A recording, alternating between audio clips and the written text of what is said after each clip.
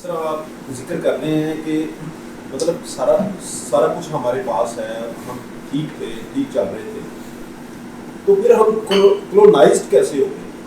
मतलब इतना कुछ हमारे में था, नॉलेज भी था, सब कुछ, इकोनॉमी भी अच्छी थी हमारी, सब कुछ ठीक चल रहा था, फिर ये क्लोनाइज कैसे हुआ?